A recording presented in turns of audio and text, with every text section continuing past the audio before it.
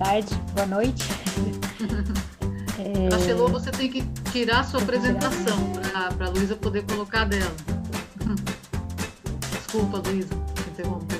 Imagina. Mas enquanto isso, já vou agradecendo também, né, a oportunidade de estar aqui na mesa, mas a oportunidade também de fazer parte desse projeto, né, que as colegas já apresentaram.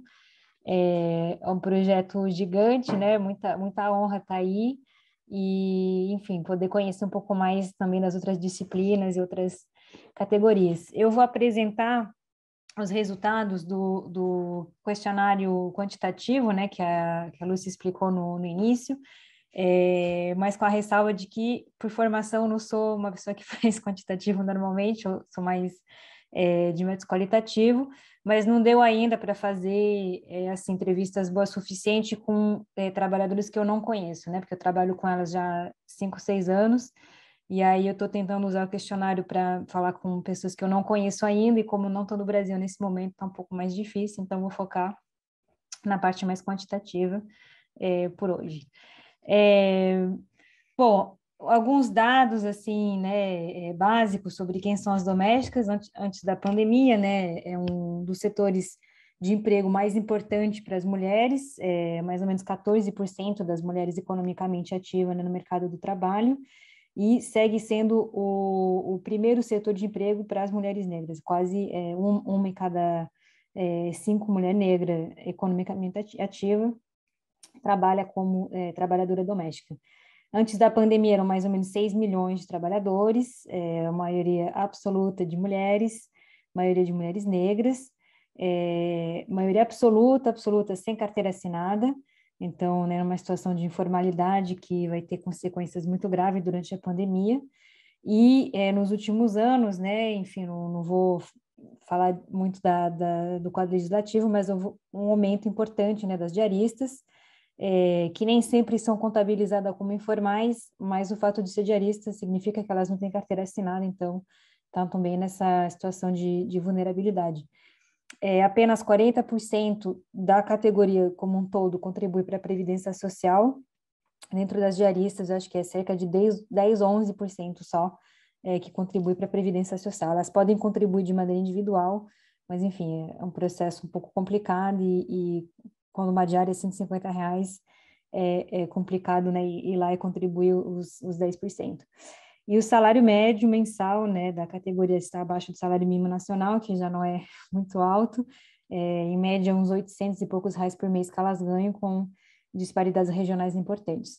Eu escolhi aqui uma imagem da Federação Nacional das Trabalhadoras Domésticas, que é a federação com quem eu trabalho, né, que diz que o trabalho doméstico também é profissão, e, enfim, aí muitos paralelos com as apresentações das duas companheiras antes de mim sobre a questão de valorizar, né, seu ofício, a relevância social, a importância desse trabalho que é também super desvalorizado, invisível, enfim, além de tudo, está dentro das casas, né, nem dá para ter essa visibilidade, se juntar na rua, enfim, é um trabalho totalmente escondido, mas quando ele não é feito, todo mundo repara, e isso ficou bem claro durante a pandemia.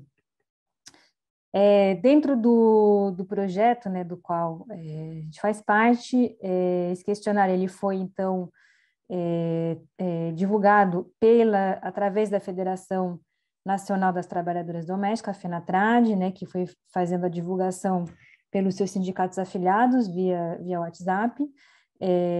A gente deixou mais ou menos entre março e julho aberto para elas poderem responder.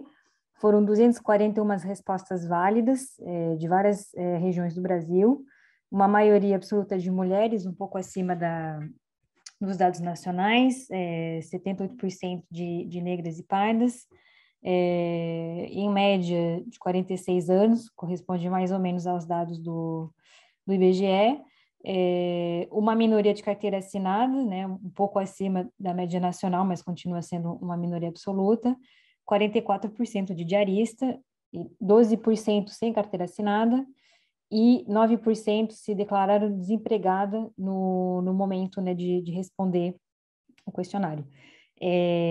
Agora, tem uma ambiguidade aí, né, porque eu não sei, teria que fazer entrevista, eu não sei se as diaristas se consideraram desempregadas ou não, né, pela natureza de fazer, né, o trabalho ser uma diária de vez em quando, elas podiam talvez estar sem trabalhar nesse momento, mas não se categorizar como desempregado. Então, eu não sei exatamente, né, precisaria ver com as entrevistas.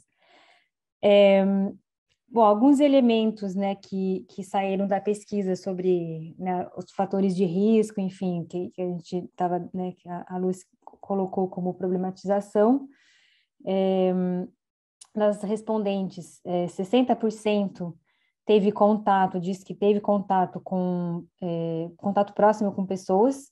Isso junta, né, as que responderam sempre e quase sempre, então uma maioria absoluta, né, tem contato próximo com pessoas, seja no trabalho, seja no transporte. 42% delas passam mais de 1 hora por dia no transporte, né, então aí também aquela questão de usar ônibus lotado, enfim, de não poder se distanciar dentro do transporte.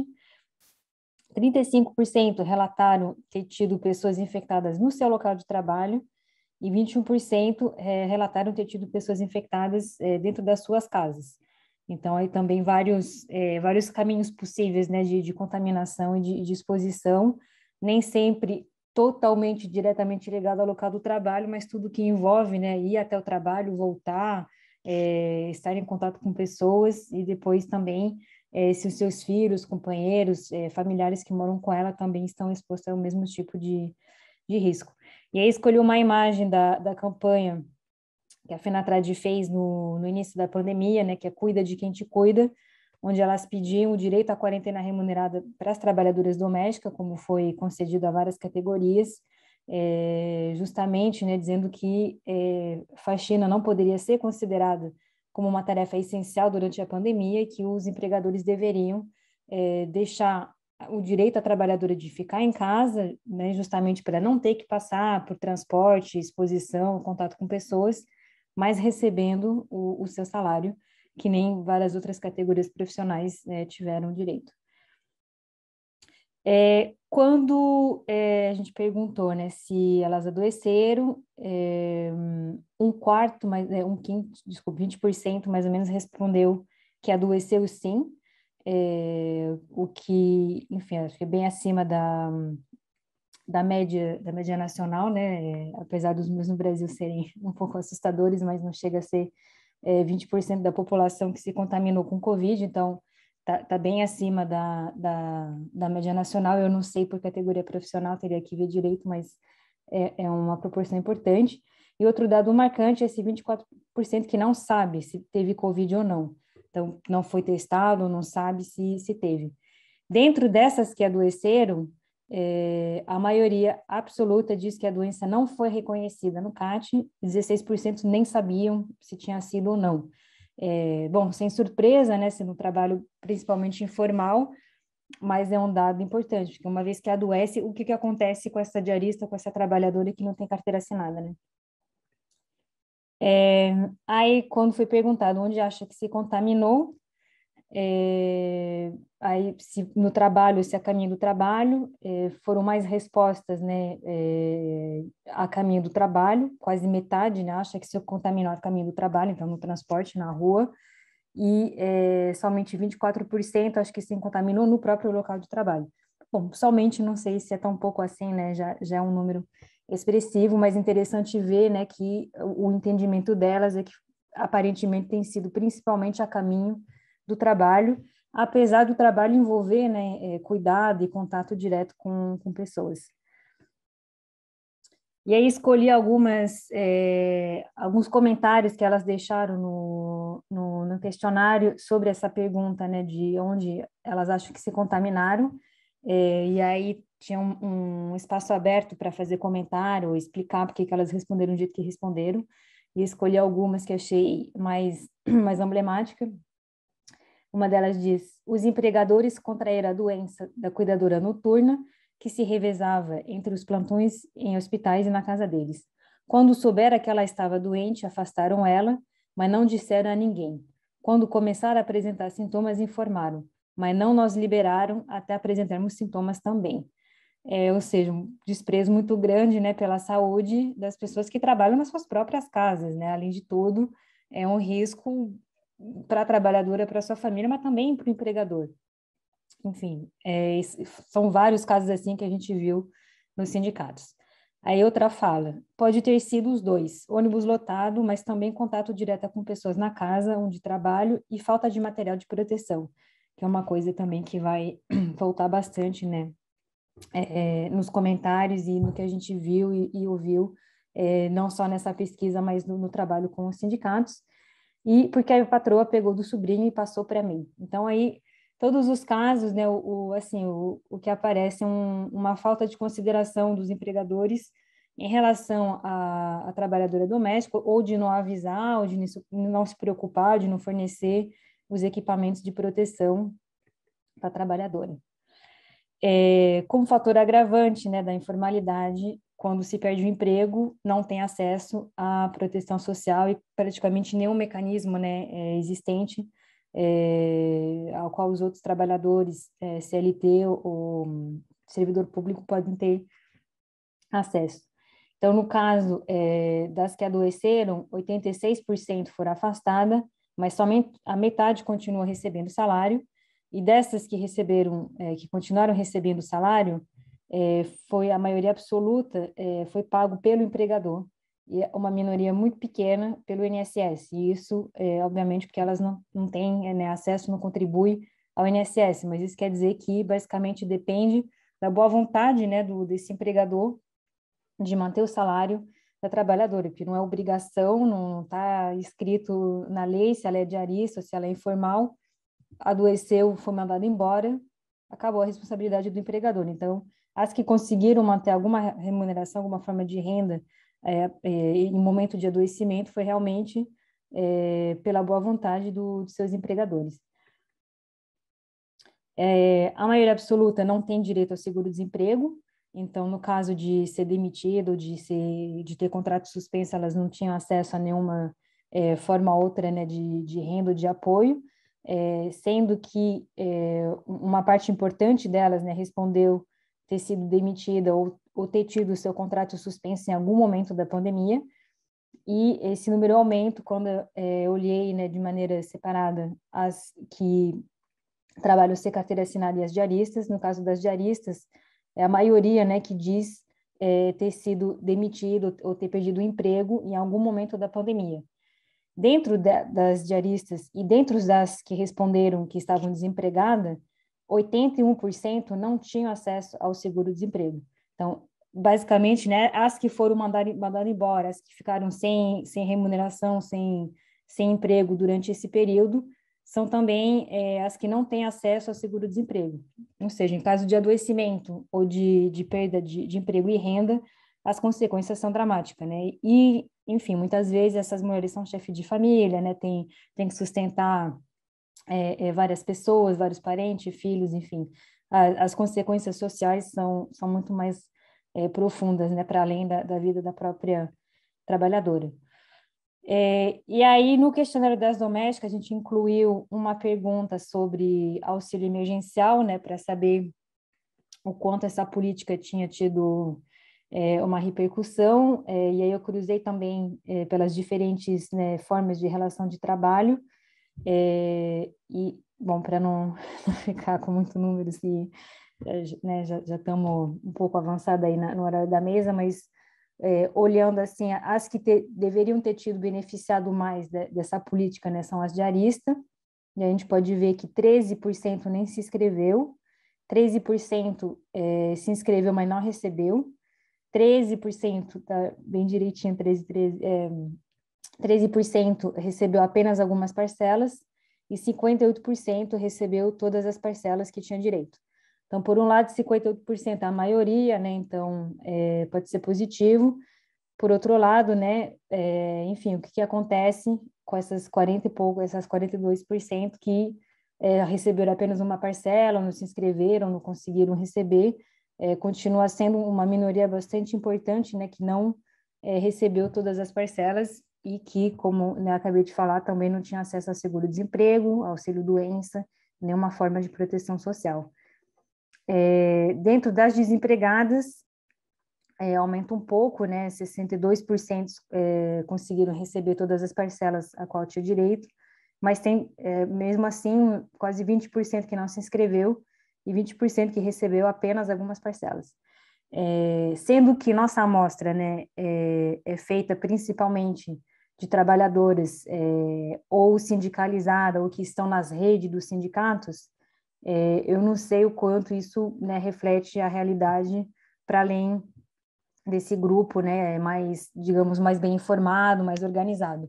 Eu não consegui ter acesso aos dados nacionais para comparar, mas a minha hipótese seria que, em nível nacional, foi menos do que isso, porque a gente está falando aí de 240 mulheres que fazem parte, de alguma forma, da rede do sindicato, que receberam o formulário via as redes do sindicato. Então, eu esperaria, assim, suponho que elas têm mais acesso à informação, e inclusive os sindicatos, né, fizeram um trabalho muito importante de informar e ajudar a se inscrever para esse auxílio emergencial.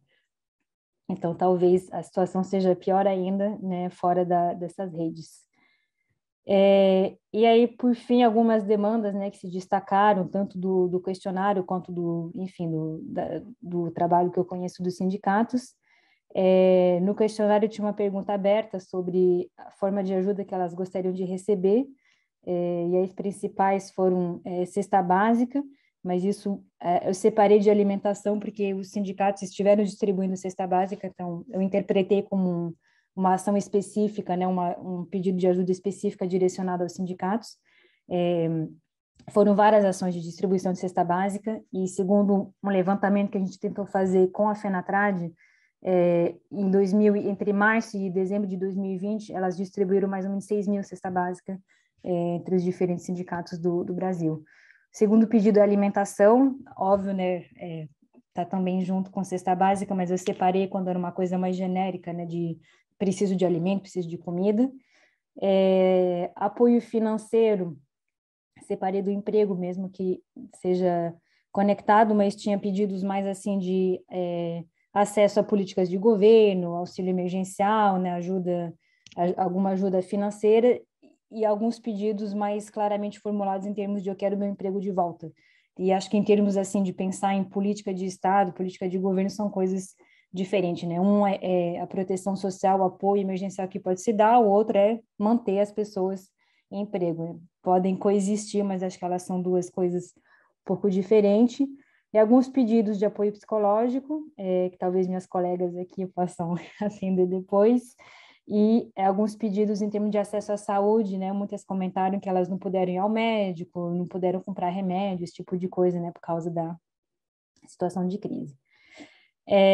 E para finalizar, só algumas imagens das campanhas da FENATRAD e dos sindicatos, a campanha, né, pelo acesso à vacina, a campanha Cuida de Quem Te Cuida, contra o fato de reconhecer o trabalho doméstico como essencial, né? Então, pelo direito à quarentena remunerada, pelo direito a ficar na sua casa, que foram campanha muito importante. E teve também muita mobilização em torno da questão da saúde, do bem-estar, da saúde mental das trabalhadoras, que é uma coisa totalmente nova para esses sindicatos, para a FENATRAD, é uma coisa que não foi trabalhada assim, não foi comunicada dessa maneira antes da pandemia, e eu vi muita demanda e muitas assim palavras mostrando um conhecimento, né, por parte dessas mulheres do que é saúde mental. E escolhi só alguns comentários aqui que eu achei muito muito forte assim.